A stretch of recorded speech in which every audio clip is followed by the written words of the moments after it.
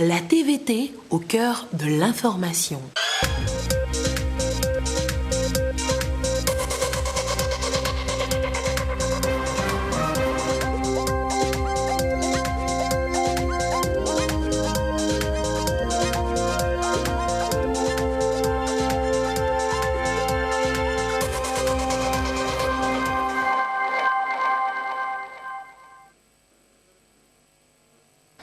Il est l'heure du journal sur la télévision togolaise. Madame, Monsieur, bonsoir. Et voici les titres de cette édition. Après la victoire du candidat, le parti UNIR, Union pour la République, a rencontré la presse ce jour. Occasion de partager la joie de la victoire et surtout rappeler les chantiers qui attendent le président réélu. C'est parti pour les fonds de compétitivité à l'université de Lomé. Une idée pour financer les projets et programmes scientifiques universitaires. Qui peut en bénéficier et quelles sont les conditions à remplir? Les détails dans ce journal.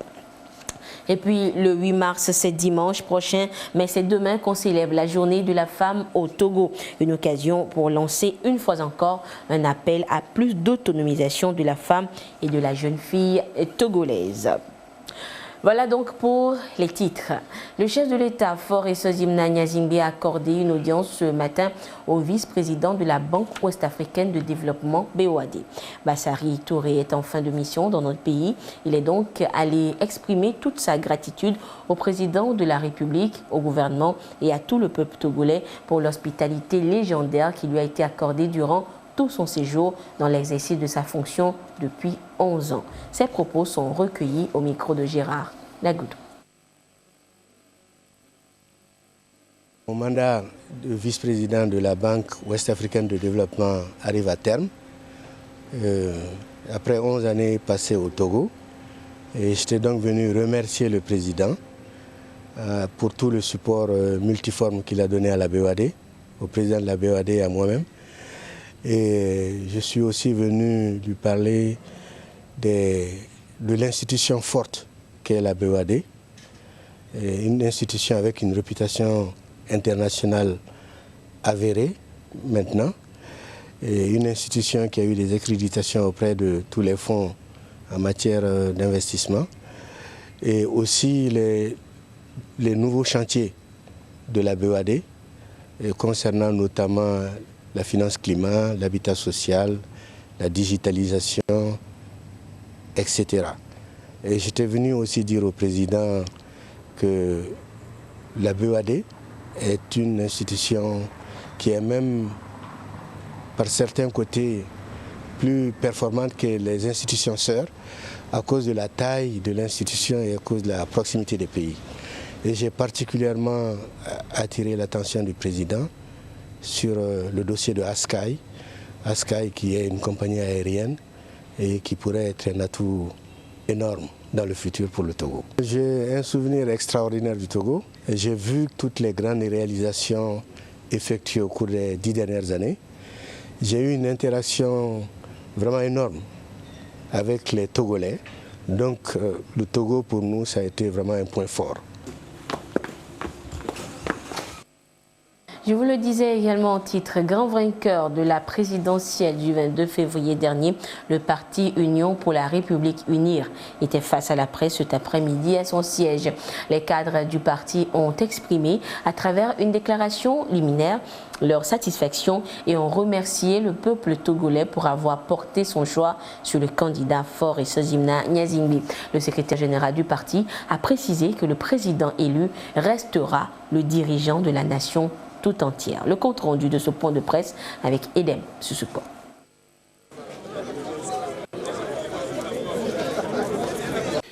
48 heures après la proclamation des résultats définitifs de l'élection présidentielle du 22 février dernier par la Cour constitutionnelle, le parti UNIR va à la rencontre des journalistes. Les professionnels des médias nationaux et internationaux ont suivi avec attention l'avis du parti Union pour la République sur la victoire de son candidat Faure Essozimna Nyazingbe. Le parti exprime ses vives félicitations au président élu qui, de par son bilan et ses engagements, a su amener les Togolais à adhérer à sa politique de paix, de sécurité, de cohésion sociale et de développement. Cette victoire, aussi belle qu'historique, est le fruit de la mobilisation, de l'engagement et de la détermination des militants et sympathisants de notre grand parti et généralement des électeurs togolais dans leur immense majorité. En choisissant de renouveler massivement sa confiance au candidat du grand parti UNIR, le président Faure Sozomna Singbe, le peuple togolais a marqué sa volonté de poursuivre dans la paix, la sécurité et l'harmonie sa marche vers la modernité et la prospérité partagée pour l'épanouissement de toutes les Togolaises et tous les Togolais. Le parti UNIR salue le sens élevé de civisme et de patriotisme du peuple togolais et la maturité et responsabilité des électeurs qui ont contribué à un processus apaisé et sans heurts et qui ont accordé à son Excellence M. Faure Sozomna Singbe une majorité franche et confortable pour continuer d'agir pour le progrès et le rayonnement du Togo. En élisant le candidat du parti UNIR au premier tour de scrutin ce 22 février 2020, nous avons choisi pour notre pays et pour les 5 prochaines années la confiance et l'optimisme au lieu du scepticisme, la cohésion au lieu des clivages, le progrès au lieu de l'attentisme. Le parti UNIR rassure tout le peuple togolais que le président de la République, Faure Sozomna Singbe, demeurera le dirigeant de la nation tout entière. Au nom du bureau exécutif, des mouvements et de l'ensemble des militants, nous disons merci à ces milliers de jeunes volontaires, cette multitude de femmes engagées, ces nombreuses personnes âgées qui se sont rendues disponibles. Bref, tous ces citoyens de bonne volonté qui se sont mobilisés durant de longues journées de campagne à tous les niveaux, sur toute l'étendue du territoire et à l'extérieur, pour contribuer à ce résultat que nous saluons comme une victoire du peuple tout entier. À celles et ceux qui n'ont pas apporté leur choix sur le candidat de notre parti, nous disons que le président élu restera le dirigeant de la nation tout entière et continuera d'œuvrer au développement du pays dans un esprit d'écoute et d'inclusion. À celles et ceux qui n'ont pas cru devoir exercer leur droit de vote, nous voulons dire que leurs voix sont également nécessaires pour contribuer à la construction nationale et à la consolidation de notre démocratie, car le Togo a besoin de toutes ses filles et tous ses fils.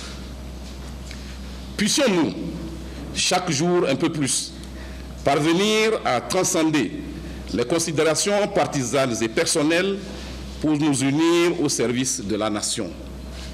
Union pour la République appelle la classe politique à un sursaut patriotique pour la préservation de la paix en vue de l'émergence du pays. Le parti UNIR se félicite du calme et de la pondération qui ont globalement marqué le processus électoral, contribuant à conforter le cycle vertueux d'élections apaisées amorcé depuis quelques années.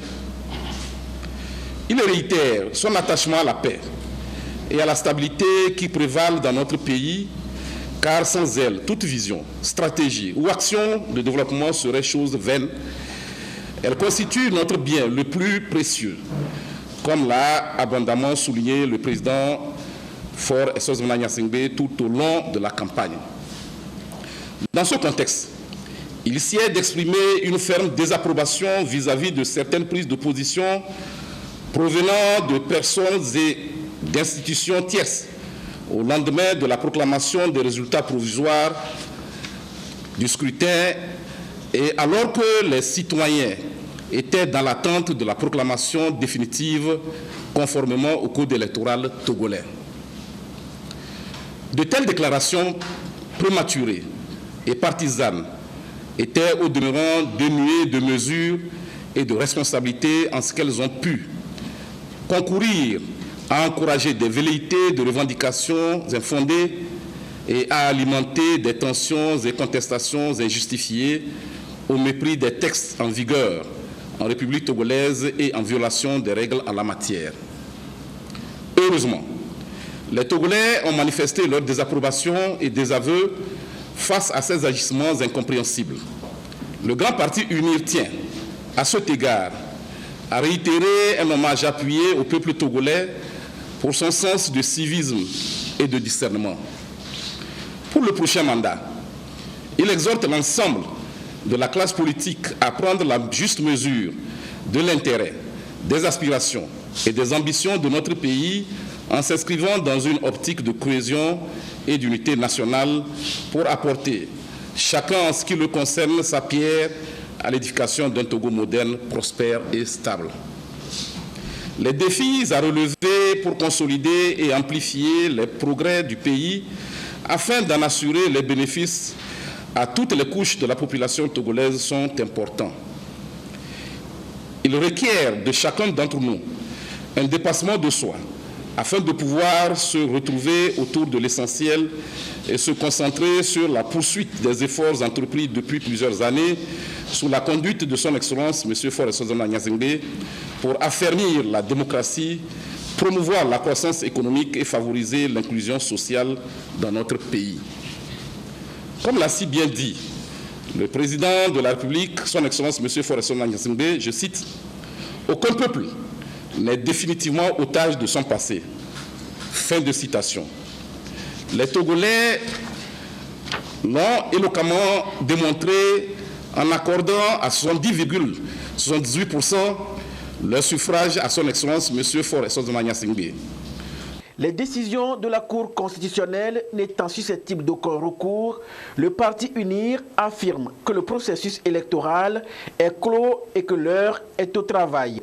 Travail pour un progrès social, un développement inclusif et durable, pour la création des richesses et la construction d'un pays prospère et paisible.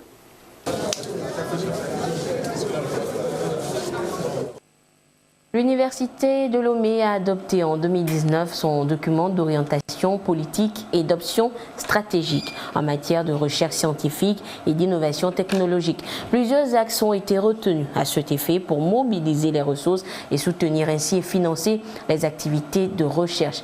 Et c'est enfin possible. Les projets et programmes scientifiques pourront être financés à travers des fonds compétitifs lancés ce matin justement. Le compte rendu et les détails de ces fonds avec Marie-Ange Bida.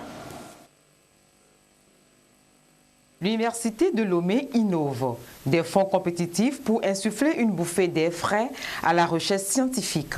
Les programmes et projets vont être orientés vers les besoins prioritaires de développement du Togo. L'ambition est de taille et les conditions d'éligibilité en disent long. Il faut d'abord être chercheur à l'Université de Lomé et appartenir à une structure de recherche. Et les structures de recherche, nous avons des équipes de recherche, nous avons les laboratoires de recherche. Vous avez des instituts qui ont la capacité d'héberger la formation et la recherche, et les centres de recherche qui font uniquement de la recherche. Et quand vous appartenez à cette structure de recherche, vous pouvez compétir. Mais il ne faut pas compétir seul, mais il faut s'associer parce que nous voulons la pluridisciplinarité. Le secteur de la recherche se porte de mieux en mieux. Les actions entamées sur le terrain sont assez parlantes. L'Université de Lomé, avec le concours du gouvernement, a énormément progressé. L'Université de Lomé doit être fière d'avoir 3 centres d'excellence. J'ai le plaisir et la responsabilité et le bonheur de pouvoir annoncer officiellement que le projet de rénovation des laboratoires des universités de Lomé et de Kara est désormais une réalité ou a retrouvé sa vitesse de croisière. 100 millions de francs CFA, c'est le montant de l'enveloppe dédiée à cette première édition des fonds compétitifs pour le financement de la recherche. Ce projet se veut périn pour accroître la visibilité des structures de recherche universitaires et les rendre plus compétitives, aussi bien sur le plan national qu'à l'international.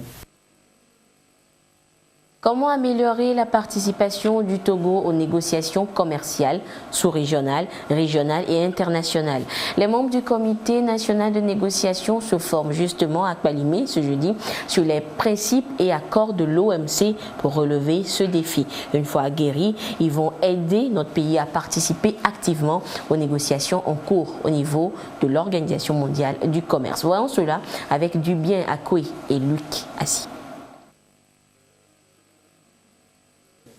Le Comité national de négociation commerciale internationale veut s'armer pour mieux accomplir sa mission.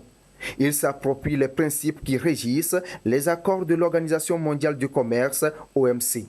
Et grâce à cette formation, les membres de ce comité pourront aider le Togo à participer activement aux négociations en cours au niveau de l'OMC et des organisations d'intégration régionale.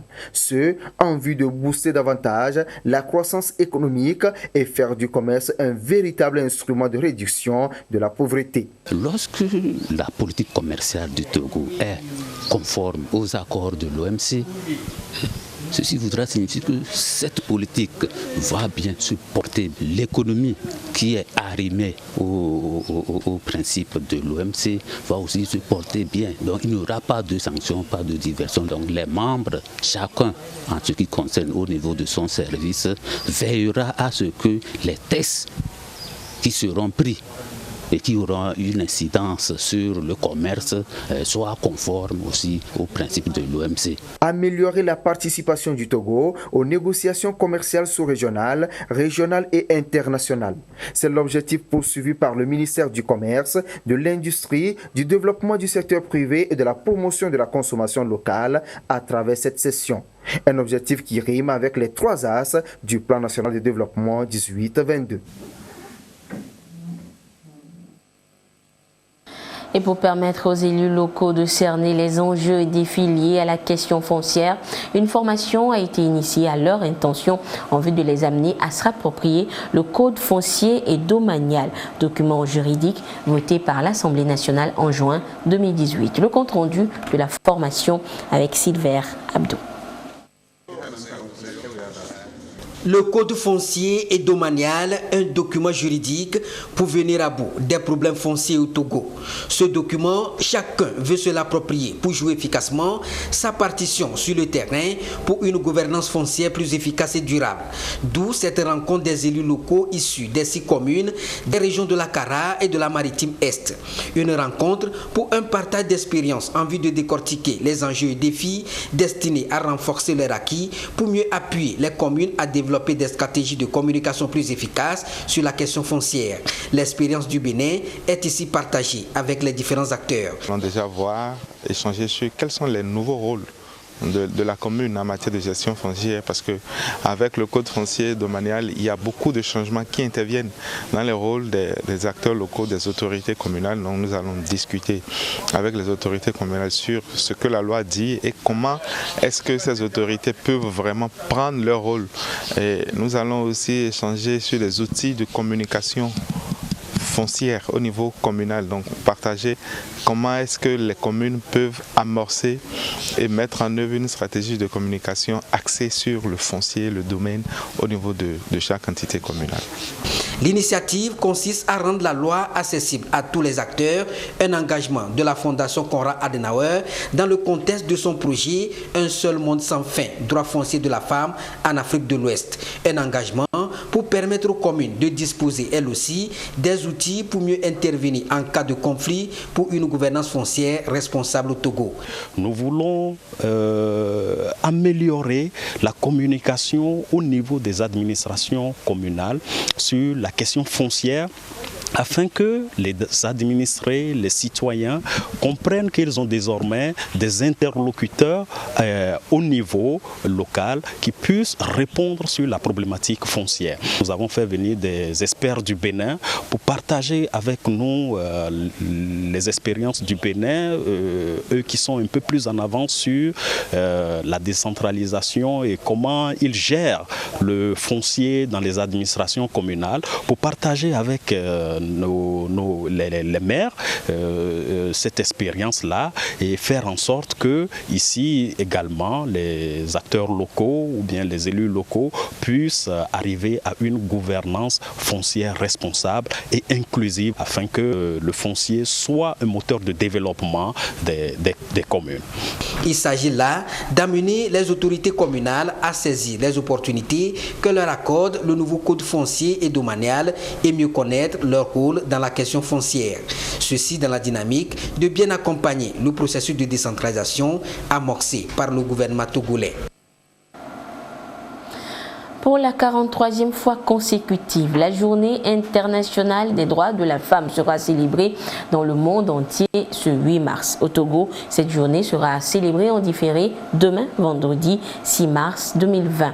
Et à la veille de cet événement, la ministre en charge de la promotion de la femme a livré son traditionnel message à l'endroit des femmes, des filles, des Togolais en général.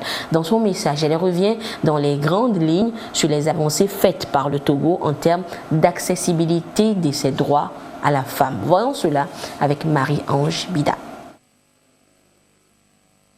Le temps d'une journée, tous les projecteurs sont braqués sur la condition de la femme. Une mise en lumière obtenue au prix d'innommables efforts. Désormais, les regards changent. Le besoin de la femme de jouir de ses droits s'ancre dans les mentalités.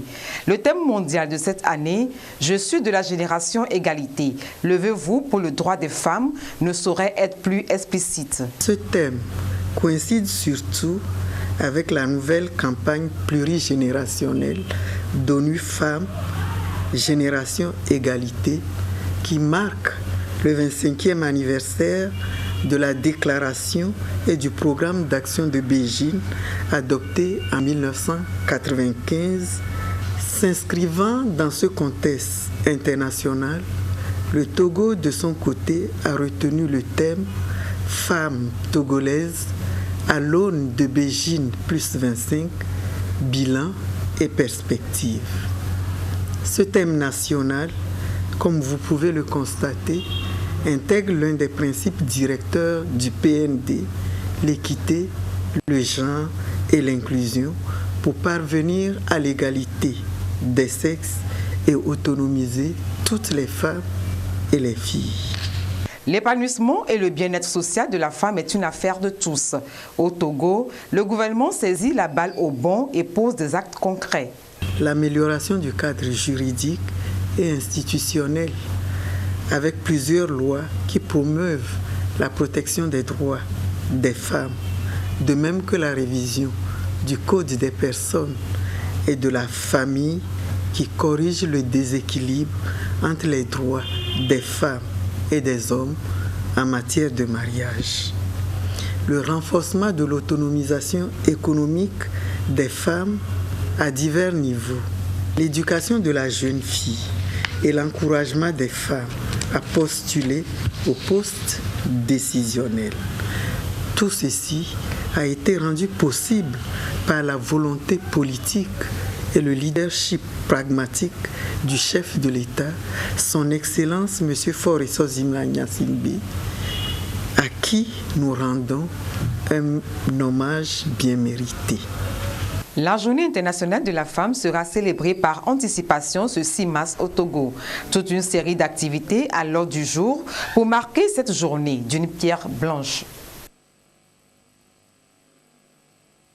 Et en prélude à cette célébration de la Journée internationale de la femme par anticipation, donc, l'Association des professionnels africaines de la communication a organisé ce jour une journée de réflexion. Une initiative qui vise à encourager et mobiliser davantage les femmes des médias publics et privés autour de leurs conditions de vie et de travail. Le compte rendu avec Eliagba Nyadao. Ce sont les femmes professionnelles de la communication. Une journée pour réfléchir sur leurs conditions de travail à l'orée de la journée du 8 mars. Elles viennent des médias publics et privés. Elles font de la Journée internationale de la femme une occasion d'échange, d'encouragement et de mobilisation autour de la situation de la femme dans les différents services, en particulier dans la communication. L'égalité et l'équité de genre doivent servir de fondement des actions de développement dans notre pays et dans le monde. Et les médias, la communication surtout, et ce domaine-là est un prolongement de l'éducation que la personne humaine reçoit depuis la maison, à l'école et dans la formation professionnelle. Et ce sont les médias et surtout les femmes qui sont dans le domaine des médias qui doivent aider à ce que cette éducation, cette instruction aux valeurs puisse aider la personne humaine à se développer et à contribuer au développement du pays. Quelle image pour la femme dans les médias aujourd'hui? Une interrogation à laquelle elle tente d'apporter des éléments de réponse. Finalité, améliorer les actions menées en faveur de la femme. Quelle image la femme reflète dans les médias? Quelle image elle présente elle-même par rapport aux autres femmes en dehors des médias? Et quelles sont les préoccupations pour que les femmes aujourd'hui comprennent que dans certaines situations, leurs images sont en jeu et que d'autres emboîtent leur pas par rapport à leur meilleure situation. L'objectif de cette célébration, c'est de promouvoir et motiver l'engagement des femmes de la communication pour plus de professionnalisme. À travers ce thème qui fait le quotidien de ces femmes de médias, elles formulent des propositions concrètes en guise de doléances pour l'amélioration de leurs conditions de vie et de travail. Le Conseil des ministres s'est réuni ce jeudi au palais de la présidence de la République sous la conduite du chef de l'État Faure Eswazimna Nyazingbe. L'essentiel de ce conseil avec le ministre en charge de la communication, Folibazi Katari. Communiqué sanctionnant le Conseil des ministres du jeudi 5 mars 2020. Le Conseil des ministres s'est réuni ce jeudi 5 mars 2020 au palais de la présidence de la République sous la présidence de son Excellence M. Faure Eswazimna Nyazingbe, président de la République. À l'entame des travaux, le Premier ministre a présenté au chef de l'État les admirations du gouvernement suite à la brillante réélection lors du scrutin présidentiel du 22 février 2020, dont les résultats définitifs sont proclamés par la Cour constitutionnelle le mardi 3 mars 2020. Pour le chef du gouvernement, il s'agit en réalité d'un plébiscite qui traduit la grande confiance que le peuple togolais place en sa personne et à la personne du président de la République et l'adhésion à sa vision politique.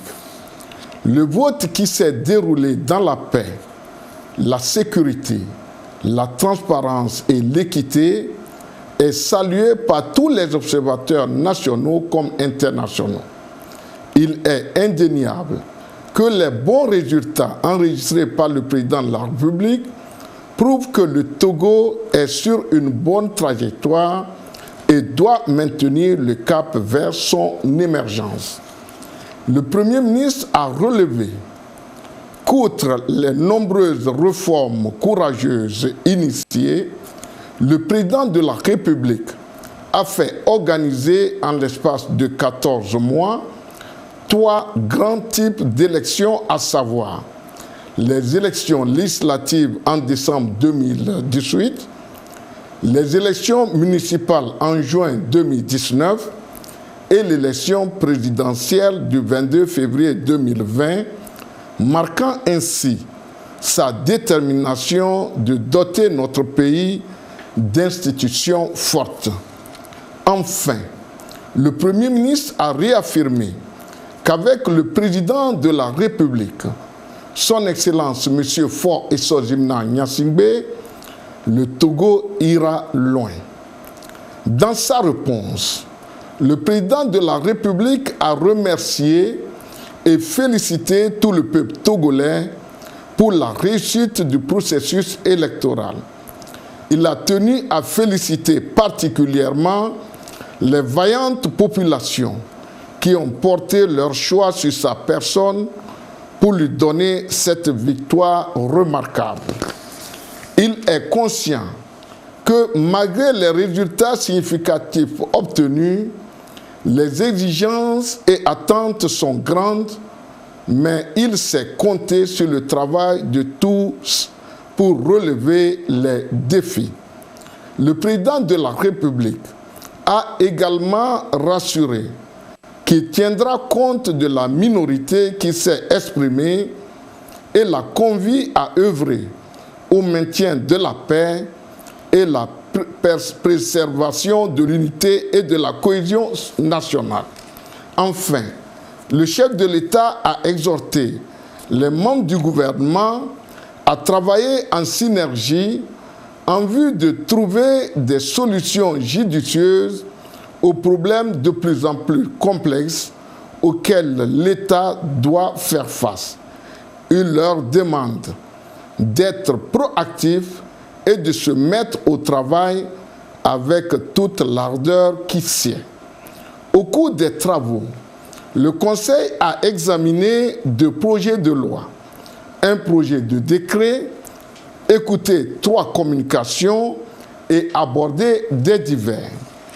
Au titre des projets de loi, le premier projet de loi étudié en première lecture par le Conseil des ministres porte sur la loi d'orientation agricole. Le deuxième projet de loi adopté par le Conseil des ministres est relatif à l'identification biométrique des personnes physiques au Togo.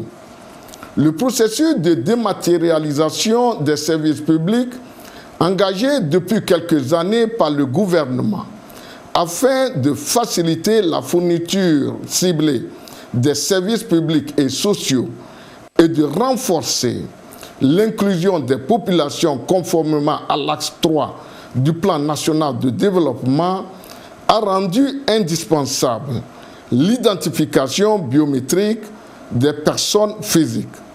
Dans le contexte actuel, l'analyse des mécanismes d'identification au Togo a permis de constater une diversité, voire une incohérence entre les multiples moyens de preuve utilisés pour établir l'identité des personnes physiques.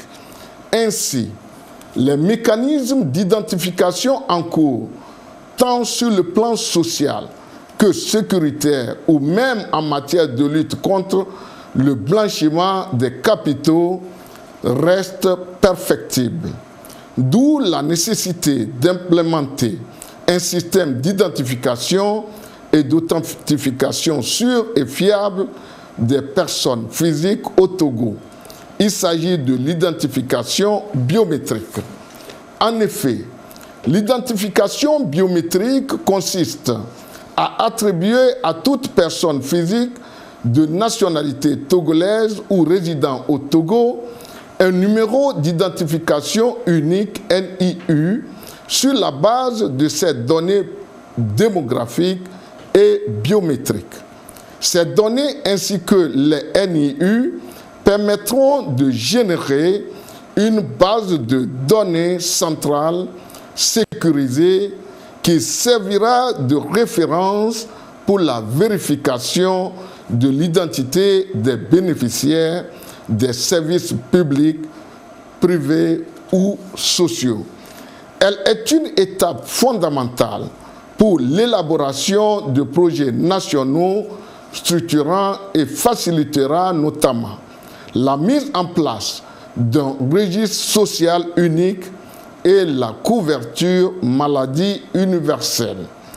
À long terme, l'identification biométrique permettra, entre autres, d'assurer le suivi administratif du citoyen, de simplifier la mise à jour du fichier électoral, de réduire les fraudes dans le secteur financier et de faciliter l'accès aux services de santé ainsi que le ciblage des bénéficiaires des aides dans le secteur social.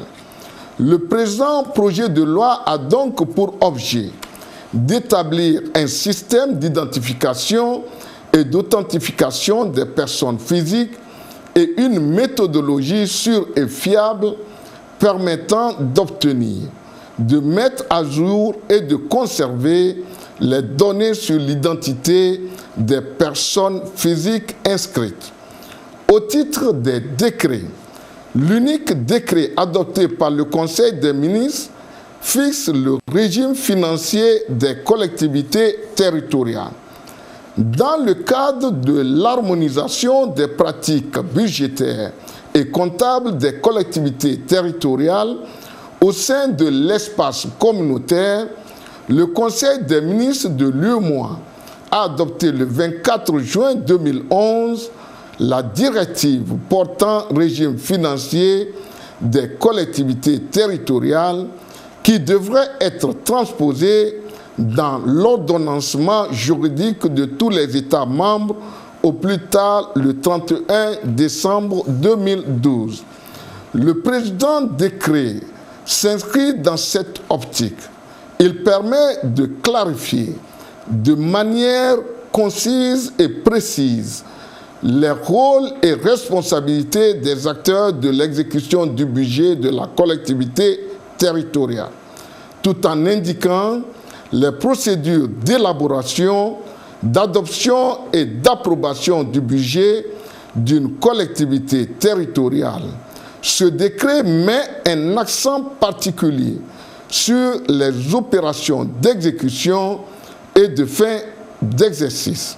Il met également en exergue les différents contrôles de l'exécution du budget et l'obligation de reddition des comptes auxquels sont soumis les acteurs de la gestion des finances locales. L'adoption de ce décret permet à notre pays de remplir son obligation de transposition et garantir les mesures de transparence dans la gestion des deniers publics s'agissant des collectivités locales. Au titre des communications, la première communication écoutée par le Conseil des ministres est présentée par le ministre chargé du développement du secteur privé. Elle est relative à la première édition de la Semaine du secteur privé. Placée sous le thème « Secteur privé, moteur de croissance et du développement socio-économique du Togo », la première édition de la Semaine du secteur privé, tenue du 4 au 8 novembre 2019, s'inscrit dans le contexte du plan national de développement dont la mise en œuvre requiert une forte implication du secteur privé.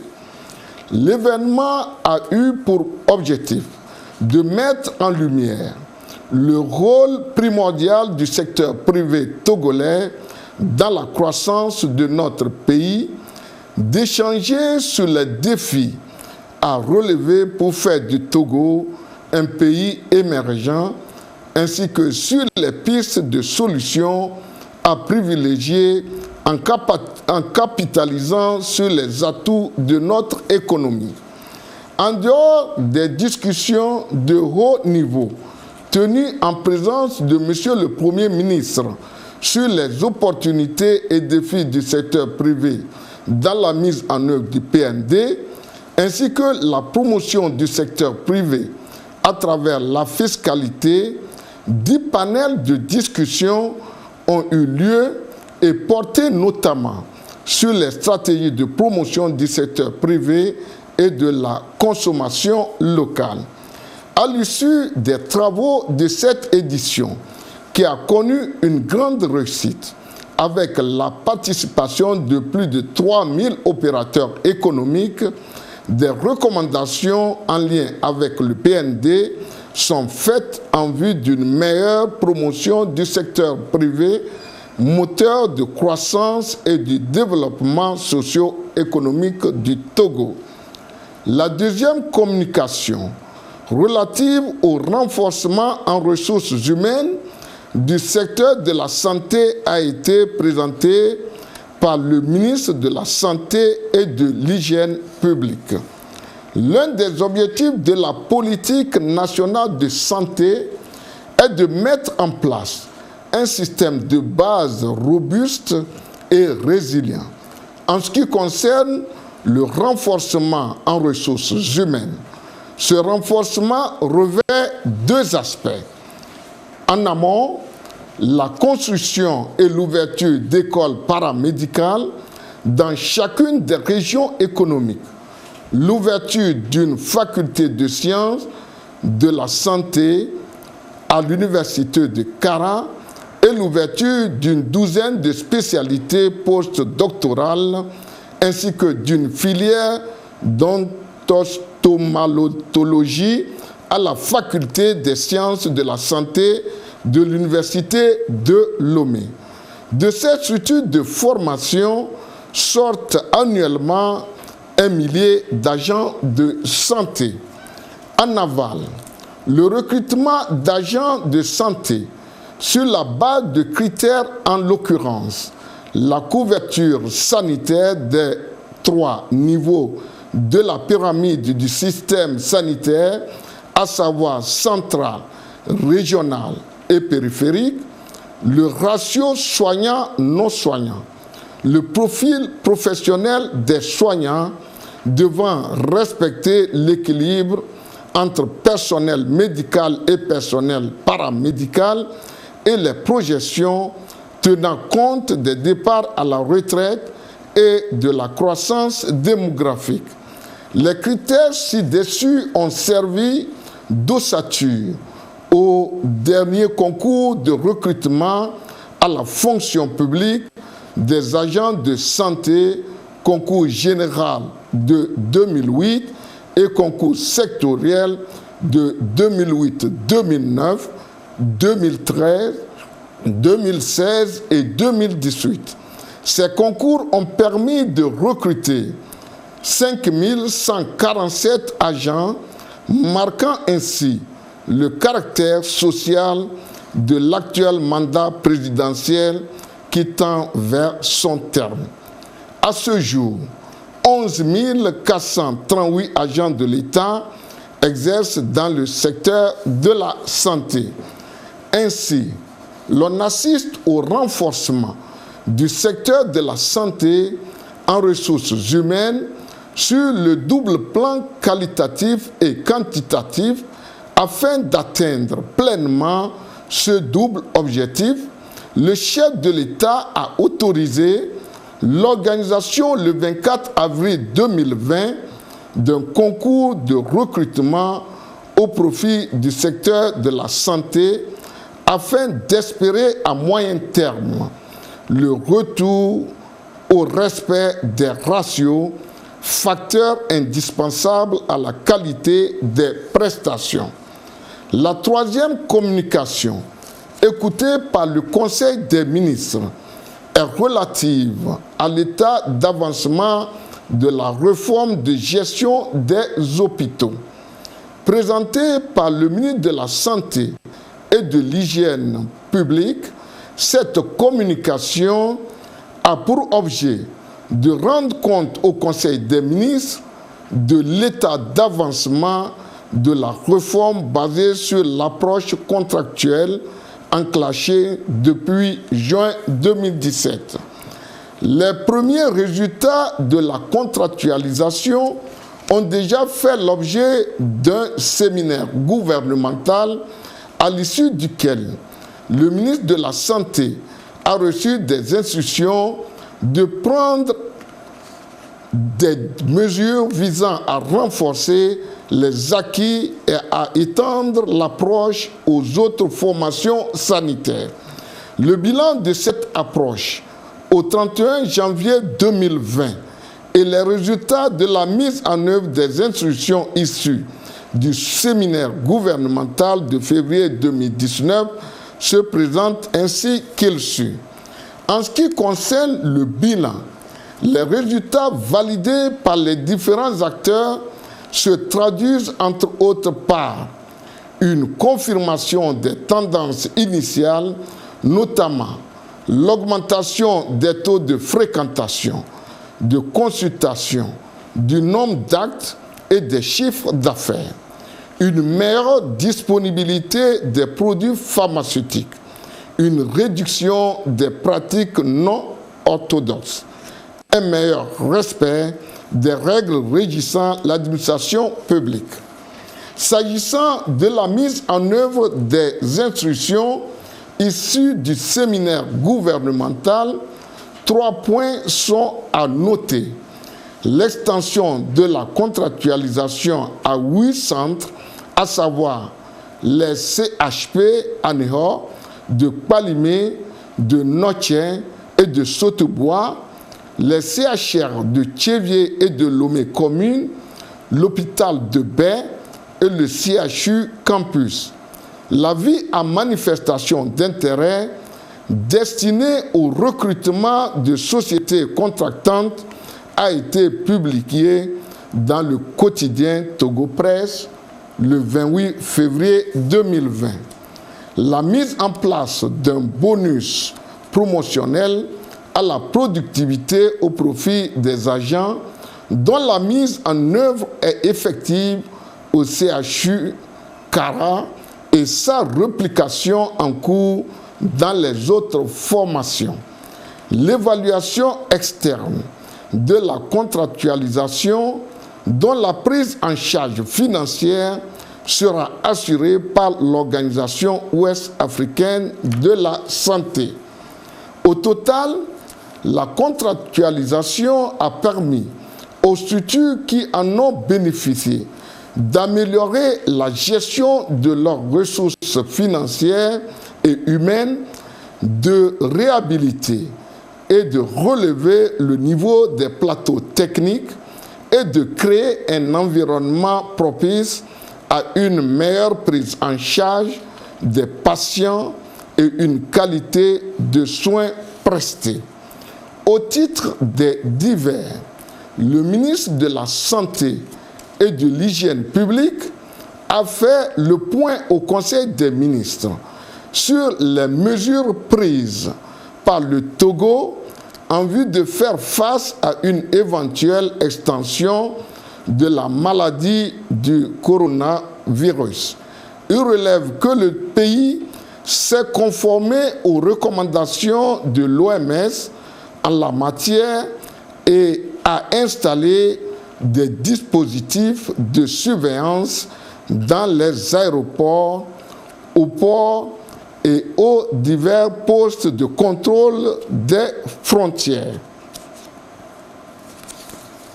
Par ailleurs, le Conseil a pris un décret portant changement de nom de canton et de chef-lieu de canton, ainsi que 9 décrets portant reconnaissance de la désignation du chef de canton. Fait à Lomé le 5 mars 2020, le Conseil des ministres.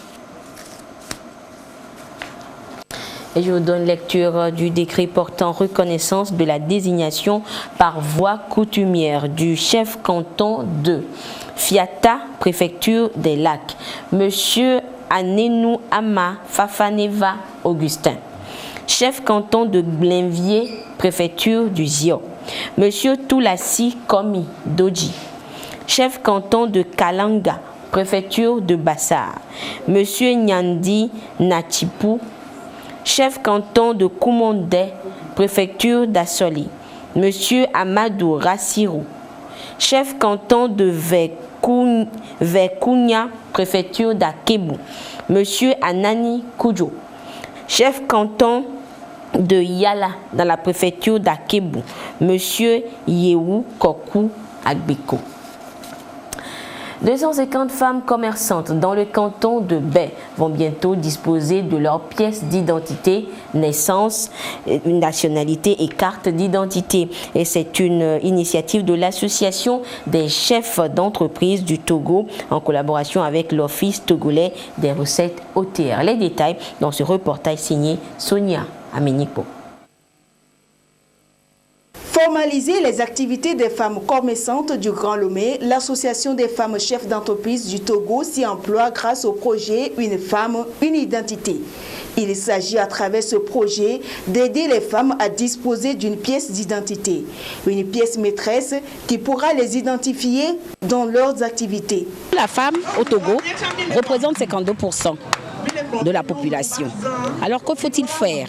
Il faut lui donner une identité pour que les femmes aient une pièce d'identité. La pièce d'identité sert à quoi? Ça sert à aller partout. Ça sert à savoir qu'on existe.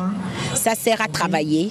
Nous avons déjà les noms des femmes de 0 à 50 ans. Nous allons tout simplement les aider à avoir tous les papiers de l'extrait de naissance, en passant après par la nationalité et après par la carte d'identité nationale. J'ai grandi en Côte d'Ivoire. Je n'ai pas de carte togolaise, ni un ni deux, mais j'ai des cartes ivoiriennes. Mais je suis togolaise 100%. Donc ça pourrait mieux m'aider à pouvoir avoir ces cartes-là. Donc je trouve que c'est une bonne affaire qui va nous aider, nous qui sommes des togolaises, mais qui n'avons pas les pièces de chez nous.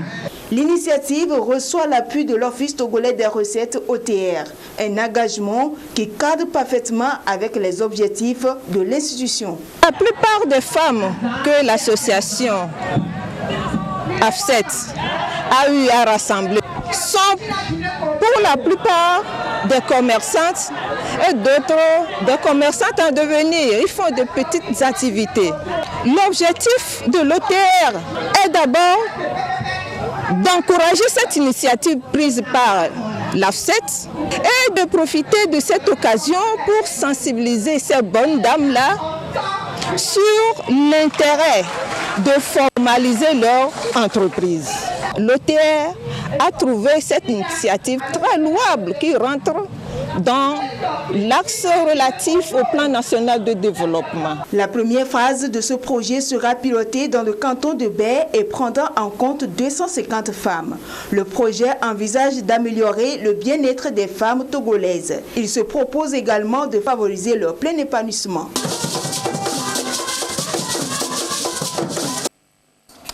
Et parlons toujours de la journée de la femme, évoquons à présent la question de l'égalité genre. Où en est-on justement au Togo et cette question a-t-elle des limites? Les réponses dans ce dossier de Solange Amandé. Au devant de la scène, l'égalité homme-femme. Le débat sur la question fait couler beaucoup d'encre et de salive. Le principe d'équité genre est plus souvent formulé que mis en œuvre. Le genre, c'est un environnement où les rapports sociaux entre l'homme et la femme sont égaux. Et ces opportunités que les femmes réclament de jour en jour sont limitées à tous les niveaux. La femme n'a pas ces mêmes droits qu'ont les hommes. Les femmes n'ont pas le même traitement, que ce soit sur le plan salarial, que ce soit sur le plan d'embauche. Équité genre, oui, mais la limite n'est pas toujours franchissable, encore moins quand il s'agit de la religion. L'islam n'a pas été inventé, elle est une religion révélée. Par qui? Par Allah, comme il a révélé les autres religions. J'ai entendu sur les médias les gens dire que le prophète n'a pas interdit quelque part que la femme ne doit pas présider à la prière. Mais il n'a pas dit aussi qu'elle doit faire, qu'elle doit présider. Mais elle peut être imam entre elles. La femme peut diriger la prière entre elles, les femmes. Mais pas rester devant comme les hommes. Quelle que soit la femme qui reste devant un homme, cet homme ne peut pas dire que, excusez-moi le terme, ne va pas rentrer en transe. Ce que le Christ a institué, l'Église ne sent pas qu'elle a la faculté de pouvoir changer cela. À telle enseigne que le pape Jean-Paul II dit, ce n'est pas que l'Église ne veut pas ordonner des femmes prêtres, mais c'est que l'Église ne peut pas ordonner les femmes prêtres. Au regard de la matière et de la forme employée par le Christ lui-même. Donc le pape parle de l'exemple que nous avons dans les Écritures saintes. Jésus lui-même, et les textes évangéliques le disent bien, Luc 6 notamment, après avoir prié toute la nuit, le matin, il en choisit 12 parmi un grand nombre de disciples qui étaient là, il y avait bien les femmes parmi ses disciples. Mais Jésus en choisit 12. Donc l'Église catholique ne veut pas s'écarter de ce que Jésus lui-même a fait. À telle enseigne que face à la question, ce n'est pas seulement une analyse sociologique qui va montrer que les femmes sont comme en subordination par rapport aux hommes, mais la question n'est pas tant dans ce sens. Mais l'Église catholique comprend l'ordination sacerdotale essentiellement comme un service. Et il y a le signe sacramentel. Jésus a choisi des hommes. Et dans l'Eucharistie, Jésus s'offre comme l'époux qui s'offre à l'épouse, l'Église. La question de l'équité genre a connu tout de même des avancées, notamment dans le domaine des forces de l'ordre et de sécurité, de la politique et de l'administration. Donner les mêmes chances aux hommes et aux femmes renforce les liens socio-culturels et économiques pour le développement des communautés. Donne lecture des décrets pris en Conseil des ministres ce jeudi. Au titre du ministère de l'administration territoriale, de la décentralisation et des collectivités locales. Décret portant changement de nom de canton et de chef-lieu de canton dans la préfecture d'Agou. Au lieu de canton d'Agou-Nyogbo, chef-lieu Nyogbo, lire et écrire. Canton d'Agou-Nyogbo Sud, chef-lieu Nyogbo Sud. Au lieu de canton d'Agou-Nyogbo Agbetiko, chef-lieu Nyogbo Agbetiko, lire et écrire. Canton d'Agou-Nyogbo Nord, chef-lieu Nyogbo Nord. Décret portant reconnaissance de la désignation par voie élective du chef canton de Kanyamboa, préfecture de Sotobois, M. Tiou Bedjezim. Chef canton de Kazabois, préfecture de Sotobois, M. Lanto Akaba Abalo. Chef canton de Saligbe, préfecture de Moyen-Mono, Madame Decheni Adjo épouse le cours. Décret portant reconnaissance de la désignation par voie coutumière du chef de canton de Fiata, préfecture des Lacs, Monsieur Anenou Ama Fafaneva Augustin. Chef canton de Blainvier, préfecture du Zio, Monsieur Toulassi Komi Doji. Chef canton de Kalanga, préfecture de Bassar, Monsieur Nyandi Natipou. Chef canton de Koumondé, préfecture d'Assoli, Monsieur Amadou Rassirou. Chef canton de Vekounia, préfecture d'Akebou, Monsieur Anani Kodjo. Chef canton de Yala, préfecture d'Akebou, Monsieur Yewu Kokou Agbeko. Et nous ouvrons à présent la page des sports de ce jeudi avec notre ami de tous les jeudis, Jean Kofi Dedi. Jean, bonsoir. Bonsoir Anita.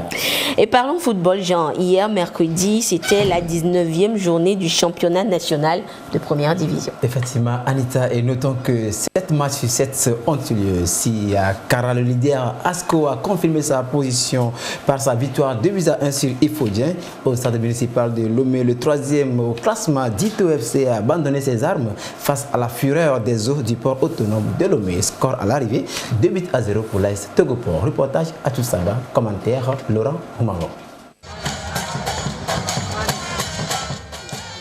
Après son nul lors de la 18e journée devant Gomido, l'AS Togoport était déterminé à gagner cette fois. La confrontation AS Togoport et Dito est âprement discutée. La pression des portiers en début de rencontre leur permet de marquer à la 26e minute par Issam Tchadjobo. Dito cherche alors l'égalisation sans l'obtenir. C'est plutôt l'AS Togoport, désormais en confiance, qui aggrave la marque à la 29e minute grâce à Akakpo Kwadjo. AS Togoport 2, Dito 0. Les Dockers conservent ses buts pour aller à la pause. Les Blancs du Port empêchent Dito de revenir en seconde période malgré le réveil des robots rouges. Le score n'évoluera plus jusqu'au coup sifflet final de la ville centrale Licencia Amedon. Togoport 2, Dito 0. Le staff technique de l'AS Togoport se satisfait de la victoire. 2-0. Et je félicite les enfants. Et ils ont été là, vraiment, ils ont été coriaces. Donc les 3 points là vraiment, ça va nous faire du bien. La force de Dido c'est quoi? C'est d'utiliser les couloirs. Donc il faut bloquer les couloirs. Quand ils bloquent les couloirs, donc je ne pense pas s'ils auront beaucoup de chances de marquer. Notre échec aujourd'hui c'est collectif. La défense nous a fait vraiment faux bon aujourd'hui. On était bien, on est bien rentré dans le match. Il n'y a pas quelques joueurs qui ne sont pas dans le match, mais bon, je pense que la concentration et puis l'envie de bien faire qui nous a manqué. Autre résultat de la journée, Asco confirme sa position avec la victoire 2-1 sur Ifodje. Abafilo Sarasport l'emporte in extremis 1-0 sur ACK. Unisport vient à bout de Gomido 2-1. Match 0-0 entre Koroki et OTR. Bolesou et Maranata à domicile sont tenus en échec, 1 but partout, respectivement par Ange et Semassi. Au classement, Asco reste leader avec 39 points, goal différentiel plus 12. Unisport est deuxième avec 33 points. Dito, malgré sa défaite, reste sur le podium à la 3e place avec 29 points. Au bas du classement, 12e Ifodje avec 21 points, moins 1. 13e Koroki, 18 points, moins 13. 14e et bon dernier, Maranata avec 15 points. Jean, le 8 mars, journée internationale des droits de la femme, ce sera donc dimanche, mais avant, les événements sportifs ont commencé pour marquer la journée. Oui, Anita, et c'est le cas à Sokole où a lieu un gala de football féminin. Cette initiative de FEDES Togo vise à promouvoir la jeune fille à travers le football et à cultiver en elle l'esprit du progrès dans les études et l'appropriation des valeurs sociales telles la paix et le vivre ensemble. Le trophée mis en jeu a été enlevé par le lycée Bama Bodoro. Compte rendu Désiré Aloy.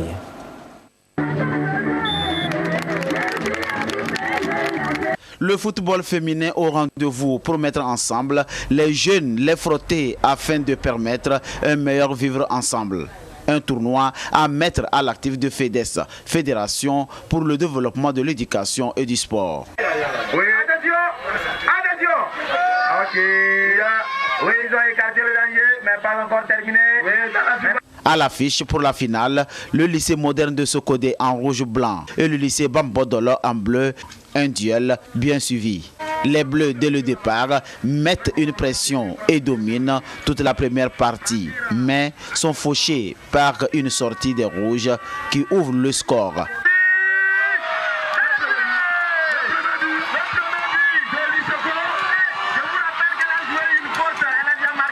Puis, c'est l'égalisation.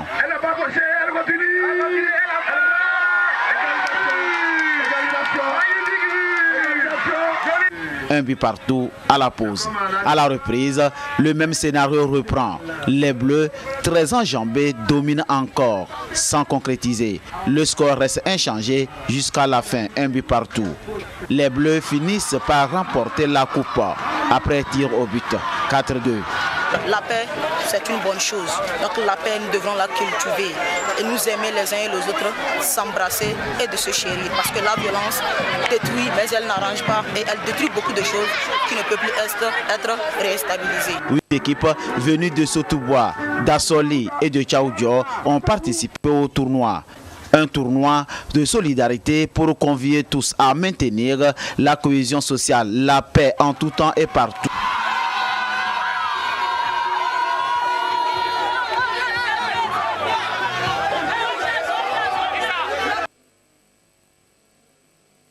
Jean, une dernière information. Oui, le prochain rendez-vous des sports, c'est la première. Bien, c'est samedi à partir de 13h45 dans Sport et Détente. Et l'autre rendez-vous, ce sera également jeudi prochain dans la page des sports. Tout à fait. Et par voie de communiqué, je vous donne lecture de ce communiqué à présent en vue de rendre grâce à Allah le tout miséricordieux, le très miséricordieux. Le bureau exécutif de l'Union musulmane du Togo organise une prière de remerciement et de reconnaissance à Dieu. Pour la circonstance, le bureau exécutif de l'Union musulmane invite tous les fidèles musulmans et musulmanes à participer massivement à cette prière. La date de la prière est prévue pour demain, vendredi 6 mars 2020 à partir de 8h. Le lieu prévu est le stade de Zongo, derrière la grande mosquée de Aoussa Zongo à Agoué, Nivé. Qu'Allah accepte nos invocations. Le 8 mars, c'est dimanche, mais c'est demain, vendredi 6 mars, que la journée sera célébrée au Togo. Et à cette occasion, justement, les femmes de l'Office togolais des recettes organisent demain, vendredi, une opération de don de sang. À travers cette opération, l'institution tout entière entend ainsi participer ou apporter son appui à l'approvisionnement du Centre national de transfusion sanguine en poche de sang. Voyons cela avec Sonia Aminipo. Les femmes de l'Office togolais des recettes engagées dans des actions humanitaires. L'opération don de sang qui a lieu demain en est une illustration. Une première qui vient à point nommé répondre aux besoins du Centre national de transfusion sanguine. Nous, les femmes de l'OTR, nous avons voulu agir en posant des actions, des actes palpables. Et nous voulons que le pays ait une autosuffisance en produits sanguins. Notre souhait est que la population réponde massivement à cet appel. Avant de venir, les médecins nous ont conseillé de dire à la population de ne pas prendre l'alcool la veille. Aussi, ceux qui peuvent donner du sang sont les personnes âgées entre 18 et 60 ans. Et puis, il faut avoir au moins 50 kilos. Pour ces femmes, l'opération de don de sang rentre dans le cadre des actions sociales de l'Office. Elle lance dans la foulée un appel à d'autres bonnes volontés pour la même opération. La démarche s'inscrit en marge de la commémoration de la journée du 8 mars, Journée internationale de la femme. L'opération don de sang OTR, c'est demain vendredi à partir de 6 h au siège de l'OTR. Et parlons toujours de cette journée de 8 mars. Retrouvez donc Lys Djamien et ses invités tout à l'heure dans Jeudi Femmes pour débattre d'un thème de l'actualité. Droit des femmes, cette égalité-là. Vous retrouverez donc Lys Djamien et ses invités dans Jeudi Femmes. Et ainsi se referme cette édition. Merci de votre fidélité à la télévision togolaise. Excellente suite de nos programmes. Au revoir.